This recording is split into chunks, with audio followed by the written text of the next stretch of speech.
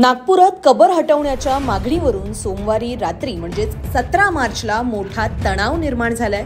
2 गटात झालेल्या दगडफेक आणि जाळपोळीच्या घटनेमुळे नागपुरात सध्या संपूर्णतः तणावपूर्ण शांतता आहे। दरम्यान भारतीय नागरिक सुरक्षा संहितेच्या कलम 163 अंतर्गत नागपूर शहरातील अनेक भागात सध्या संचारबंदी लागू करण्यात आली आहे, अशी माहिती महाराष्ट्र पोलिसांच्या अधिकृत अधिसूचनेतून समोर आली आहे। मात्र नेमकी ही दंगल पेटली कशी याचा घटनाक्रम आता समोर येतोय। हाच घटनाक्रम आपण या व्हिडिओच्या माध्यमातून जाणून घेणार आहोत। नमस्कार, आपण पाहताय लोकसत्ता लाईव्ह। विश्व हिंदू परिषदेच्या जवळपास 30 ते 35 कार्यकर्त्यांनी 17 मार्चला दुपारी 1 वाजता महाल झेंडा चौकात औरंगजेबाचं छायाचित्र आणि प्रतिकात्मक कबर तयार केली। औरंगजेबाच्या छायाचित्राला चपलेने मारून या कार्यकर्त्यांनी आपला निषेध व्यक्त केला। दुपारी 2 वाजता औरंगजेबाच्या प्रतिकात्मक कबरेला पेटवण्याचा प्रयत्न झाला, मात्र त्या कबरेवर एका धर्मासाठी पवित्र मानण्यात येणारी हिरवी चादर टाकण्यात आली होती। त्यावर कुराणाच्या आयात लिहिलेल्या होत्या। ती चादर पेटवल्याची चर्चा सर्वत्र पसरली। दुपारी 4 पर्यंत विश्व हिंदू परिषदेचे कार्यकर्ते महाल चौकात उपस्थित होते।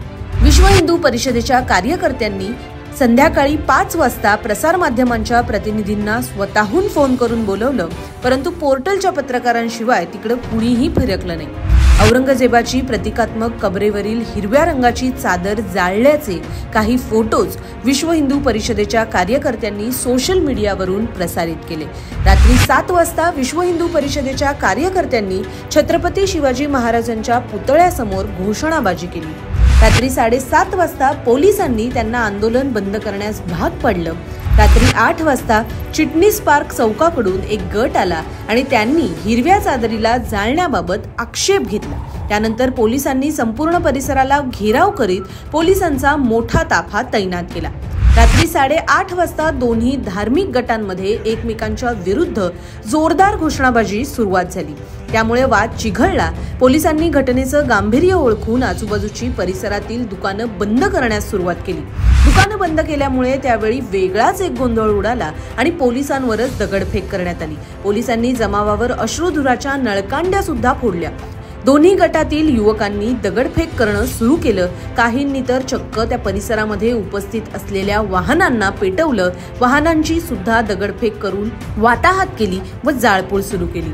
रात्री 8:40 पासून दंगल उसळली। रात्री 9 वाजता पोलिसांनी कॉम्बिंग ऑपरेशन राबवून धरपकड सुरू केली। रात्री 10 वाजेपर्यंत 20 जणांना पोलिसांनी ताब्यात घेतलं आणि अद्यापही ही धरपकड सुरूच होती। एक वरिष्ठ पोलीस अधिकारी आणि काही पोलीस कर्मचारी या सगळ्या दंगलीमध्ये हिंसाचारामध्ये जखमी झाल्याचं कळतंय। त्यांच्यावरती सध्या उपचार सुरू आहेत। दरम्यान नागपूर पोलीस आयुक्त रविंदर कुमार सिंगल यांनी जारी केलेल्या अधिकृत आदेशानुसार पुढील सूचनेपर्यंत नागपुरात आता निर्बंध लागू राहणार आहेत। कोतवाली, गणेशपेठ, तहसील, लकडगंज, पाचपावली, शांतीनगर, सक्करदरा, नंदनवन, इमामवाडा, यशोधरा नगर आणि कपिल नगर येथील पोलीस ठाण्यांच्या हद्दीत ही संचारबंदी लागू असणार आहे। तसंच कायदा आणि सुव्यवस्था राखण्यासाठी पोलिसांना प्रभावित भागातील रस्ते बंद करण्याचा अधिकार देण्यात आलाय। संचारबंदीचे उल्लंघन करणारा कुठलाही व्यक्ती हा भारतीय न्याय संहितेच्या कलम 223 अंतर्गत दंडनीय असणार आहे। दरम्यान नागपूर पोलीस आयुक्त रविंदर सिंगल यांनी रहिवाशांना आश्वासन दिलंय की परिस्थिती आता नियंत्रणात आहे। सध्या परिस्थिती शांत आहे। एक फोटो जाळण्यात आला, त्यानंतर लोक जमले। या गर्दीला पांगवण्याचा आम्ही प्रयत्न केला। या संदर्भात सध्या कारवाई सुद्धा करण्यात आलेली आहे। आरोपींवरती पुढे सुद्धा कारवाई केली जाईल, अशा शब्दात रविंदर सिंगल यांनी रहिवाशांना आश्वस्त केले। दरम्यान या सगळ्या प्रकरणाचे पडसाद सध्या राजकीय पटलावर सुद्धा उमटताना दिसतात। नागपूरमधील आमदार देवेंद्र फडणवीस यांनी सुद्धा या सगळ्या प्रकरणावरती भाष्य केलेलं आहे। नागपुर के महल इलाके में जिस प्रकार से तनाव की स्थिति निर्माण हुई, ये बहुत ही निंदनीय है। जिस प्रकार से कुछ लोगों ने पत्थरबाजी की है, पुलिस पर भी पत्थर फेंके हैं, ये बिल्कुल गलत है। मैं स्वयं इन सारी घटनाओं पर नजर रखकर हूं। मैंने पुलिस कमिश्नर को ये कहा है कि कानून व्यवस्था बनाने के लिए जो भी कड़े से कड़े कदम उठाने की आवश्यकता हो वो उठाए जाए और शांति को बनाया जाए। अगर कोई दंगा करता है, कोई पुलिस पर पत्थर फेंकता है, कोई समाज में तनाव निर्माण करता है, तो ऐसे सभी लोगों के ऊपर कड़ी से कड़ी कार्रवाई की जाए। और मैं सभी को अपील करता हूं कि नागपुर एक बहुत ही शांति प्रिय इस प्रकार की नगरी है। यहाँ की शांति भंग न हो इस प्रकार से सभी लोगों ने व्यवहार और बर्ताव करना चाहिए और कोई भी अगर इस प्रकार से तनाव निर्माण करने का प्रयास करेगा तो उसके ऊपर बहुत कड़ी कार्रवाई की जाएगी। याशिवाय नागपुरातील खासदार व केंद्रीय मंत्री नितीन गडकरी यांनी सुद्धा नागपुरामध्ये शांतता टिकवून ठेवण्याचं आवाहन एका व्हिडिओच्या माध्यमातून केलेले आहे।